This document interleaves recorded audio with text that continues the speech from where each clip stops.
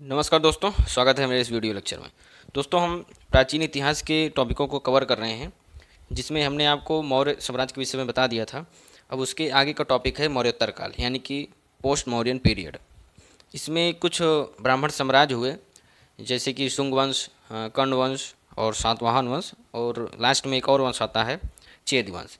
तो ये कुछ ब्राह्मण साम्राज्य हुए जो कि मौर्योत्तर काल के प्रमुख वंशज हैं।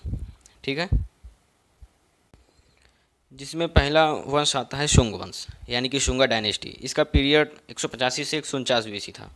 ठीक है, तो इसके अंतर्गत हमने कुछ पॉइंटों को मेंशन किया है। चलिए उन पॉइंटों को हम देखते हैं। फर्स्ट पॉइंट है, अंतिम मौर्य सम्राट बृहद्रथ की हत्या करके उसके सेनापति पुष्यमित्र शुंग ने 185 बीसी में शुंग वंश की स्थापना की। इनकी राजधानी विदिशा थी।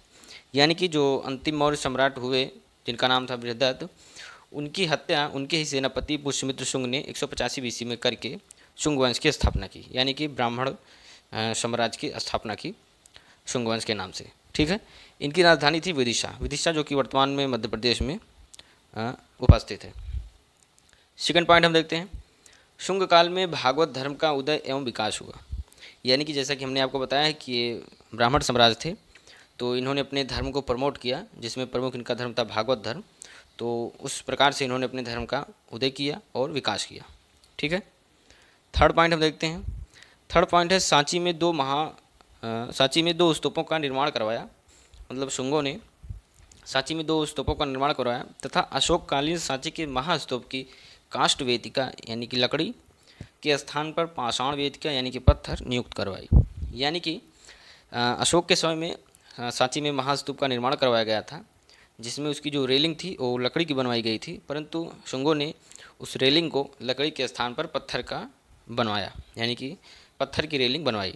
ठीक है, तो ये कुछ एग्जाम के पॉइंट ऑफ व्यू से इंपॉर्टेंट बनते हैं कि किस वंश के शासक ने या किस वंश ने अशोककालीन सांची के महास्तूप की काष्ठ वेदिका को पाषाण वेदिका नियुक्त करवाई। तो आप ध्यान में रखिएगा, शुंग वंश के शासकों ने।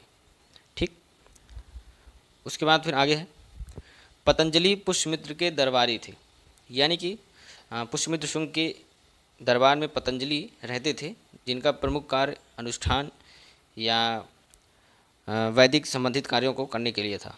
ठीक है, अगला पॉइंट हम देखते हैं, पुष्यमित्र ने मिनांडर यानी कि हिंदू यूनानी को पराजित किया। इंडो ग्रीक व्यक्ति थे एक, जिनका नाम था मिनांडर, उनको पुष्यमित्र शुंग ने पराजित किया। तो ये भी एग्जाम के पॉइंट ऑफ व्यू से इंपॉर्टेंट बनते हैं कि पुष्यमित्र शुंग ने किस हिंदू यूनानी को पराजित किया था, तो आपको बताना है मिनांडर को। नेक्स्ट पॉइंट हम देखते हैं। नेक्स्ट पॉइंट है, अग्निमित्र जो कि पुष्यमित्र शुंग का उत्तराधिकारी हुआ। कालिदास द्वारा रचित मालविकाग्निमित्र में मालविका एवं अग्निमित्र के प्रेम विवाह का वर्णन है। तो ये पॉइंट भी इंपॉर्टेंट बनता है एग्जाम के पॉइंट ऑफ व्यू से। पूछा जा सकता है आपसे कि कालिदास जी द्वारा रचित मालविकाग्निमित्र में किसका वर्णन है। तो इसमें मालविका और पुष्यमित्र शुंग के उत्तराधिकारी अग्निमित्र के प्रेम विवाह का वर्णन किया गया है। ठीक है, तो इसे आप ध्यान में रखिएगा। नेक्स्ट पॉइंट हम देखते हैं। नेक्स्ट पॉइंट है, अंतिम शासक शुंग वंश का देवभूति या देवभूमि हुआ। यानी कि शुंग वंश का जो अंतिम शासक हुआ उसका नाम था देवभूति, या कहीं कि आपको देवभूमि भी लिखा मिलेगा, तो आप दोनों याद रखिएगा। इसके साथ साथ कुछ और भी शासक हुए, जैसे अग्निमित्र हमने आपको बताया ही, उसके बाद वज्र, मित्र और भाद्र नाम करके ऐसे कुछ और थे शासक।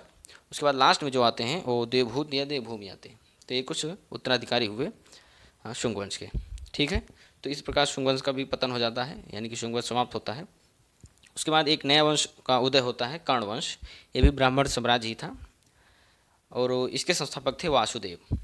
इन्होंने भी देवभूत की हत्या करके कर्ण वंश की नींव डाली थी। जिस प्रकार पुष्यमित्र शुंग ने अंतिम मौर्य सम्राट बृहद्रथ की हत्या करके शुंग वंश की स्थापना की थी, उसी प्रकार कर्ण वंश के संस्थापक वासुदेव ने भी शुंग वंश के अंतिम शासक यानी कि देवभूत की हत्या करके कर्ण वंश की स्थापना की। और इसके जो अंतिम शासक थे यानी कि कर्ण वंश के अंतिम शासक सुशर्मन या सुशर्मा हुए। तो कहीं कहीं आपको सुशर्मन या सुशर्मा लिखा नजर आएगा, तो आप दोनों याद रखिएगा, सुशर्मन या सुशर्मा। ठीक है, तो कर्ण वंश से रिलेटेड बस इतने ही पॉइंट है जो कि बहुत इंपॉर्टेंट नहीं बनते। चलिए अब नेक्स्ट पॉइंट देखते हैं। नेक्स्ट वंश आता है सातवाहन वंश। ये एग्जाम के पॉइंट ऑफ व्यू से इंपॉर्टेंट बनता है, इसलिए आप इसे ध्यान से पढ़िए। ठीक है, तो इसका फर्स्ट पॉइंट हम देखते हैं। कर्ण वंश के अंतिम शासक सुशर्मन के अधिकारी शिमुक ने हत्या कर सातवाहन वंश की स्थापना की। राजधानी इनकी प्रतिष्ठान थी। ठीक है, यानी कि जो कर्ण वंश के अंतिम शासक हुए सुशर्मन, उनकी हत्या करके शिमुक ने सातवाहन वंश की स्थापना की। यानी कि सातवाहन वंश के संस्थापक शिमुक थे और इनकी राजधानी प्रतिष्ठान थी, जो वर्तमान में महाराष्ट्र में पड़ती है। ठीक है, सेकंड पॉइंट हम देखते हैं। सातवाहन वंश की जानकारी के लिए मत्स्य व वायु पुराण उपयोगी है। यानी कि सातवाहन वंश की जानकारी हमें कहाँ से प्राप्त होती है, तो मत्स्य पुराण और वायु पुराण से हमें इनकी जानकारी प्राप्त होती है। थर्ड पॉइंट हम देखते हैं। इस वंश का प्रथम शक्तिशाली सम्राट सातकर्णी प्रथम था। ठीक है, यानी कि इस सातवाहन वंश का जो शक्तिशाली सम्राट हुआ, संस्थापक तो शिमुक थे, परंतु इसका जो शक्तिशाली सम्राट हुआ और सातकर्णी प्रथम हुआ। ठीक है, नेक्स्ट पॉइंट हम देखते हैं। पुराणों में इनको आंध्र जातीय यानी कि नौकर कहा गया है। सातवाहन वंश के शासकों को आंध्र जातीय कहा गया है, जिसका मतलब होता है नौकर। ठीक है, नेक्स्ट पॉइंट हम देखते हैं। नेक्स्ट पॉइंट है कि नानाघाट चित्रफलक अभिलेख में शिमुक नाम का उल्लेख मिलता है। यानी कि एक नानाघाट का अभिलेख प्राप्त हुआ है उड़ीसा में, यानी कि जो जिसका पुराना नाम कलिंग था, वहाँ से एक अभिलेख प्राप्त हुआ है जिसमें शिमुक के नाम का उल्लेख मिलता है। इस हिसाब से उस अभिलेख से भी हमें इस वंश के विषय में जानकारी प्राप्त होती है। ठीक है, नेक्स्ट पॉइंट हम देखते हैं। सातवाहनों ने सर्वप्रथम ब्राह्मणों को भूमि दान देने की प्रथा प्रारंभ की। तो ऐसा कहा जाता है कि सातवाहनों ने ही ब्राह्मणों को भूमि दान देने की प्रथा को आरंभ किया। ठीक है, तो इसे भी आप ध्यान में रखिएगा, पूछा जा सकता है एग्जाम में। नेक्स्ट पॉइंट है। सातवाहन संभवतः मातृसत्तात्मक था, परंतु राजा पितृसत्तात्मक होता था। तो इसके क्या साक्ष्य हैं जो हम बता सकते हैं कि सातवाहन मातृसत्तात्मक था? तो इसका साक्ष्य यही है, जैसे कि हमने आपको बताया इसमें कि इस वंश का प्रथम शक्तिशाली सम्राट सातकर्णी प्रथम हुआ। तो इसका नाम था गौतमी सातकर्णी प्रथम, यानी कि गौतमी पुत्र सातकर्णी प्रथम। तो जैसे कि नाम से ही लग रहा है कि गौतमी जो कि इसकी माँ का नाम होगा। तो राजा जो हुए या जितने इनके शासक हुए सातवाहन वंश के, वो सभी अपने नाम के आगे अपनी माता का नाम लगाते थे। तो इससे ही मालूम पड़ता है कि सातवाहन वंश संभवतः मातृसत्तात्मक रहा होगा, परंतु जो राजा बनते थे यानी कि सम्राट बनते थे वो वंशानुगत ही था, यानी कि पुरुष ही सत्ता के प्रमुख होते थे। ठीक है, तो इसे आप ध्यान में रखिएगा। इसके पहले हमने मातृसत्तात्मक देखा था सिंधु घाटी सभ्यता में, तो इसे भी आप ध्यान रखिएगा। ठीक है, उसके बाद आता है लास्ट वंश चेदी, या जिसे चेती भी कहते हैं, दोनों आप याद रखिएगा। तो इस वंश के प्रमाण हमें हाथी गुम्फा अभिलेख यानी कि उड़ीसा से प्राप्त होता है। ठीक है, चेती वंश की जानकारी हमें हाथी गुम्फा अभिलेख से प्राप्त होती है, जो कि उड़ीसा में वर्तमान समय में है। इस वंश का सबसे प्रतापी राजा खारवेल था। खारवेल जो कि आप इसके नाम से परिचित होंगे, जो कि अशोक के समय में इसका युद्ध हुआ था अशोक से, जिसमें अशोक ने इसे पराजित किया था। तो इसका जो प्रतापी राजा था खारवेल था। किंतु जब अशोक की मृत्यु हो जाती है तो जो कलिंग रहता है, कलिंग स्वतंत्र हो जाता है। तो स्वतंत्र होने के बाद वहाँ पर एक वंश की स्थापना होती है जिसका नाम है चेद या चेदी वंश। तो उसी का प्रतापी राजा खारवेल था। ठीक है, इसने मगध पर आक्रमण कर जीना मूर्ति अपने साथ कलिंग ले गया। तो जैसे कि आपको ज्ञात होगा कि हम जब मौर्य साम्राज्य पढ़ा रहे थे, आपको बता रहे थे, तो उसमें हमने आपको नंद वंश के संस्थापक महापद्मनंद के विषय में बताया था।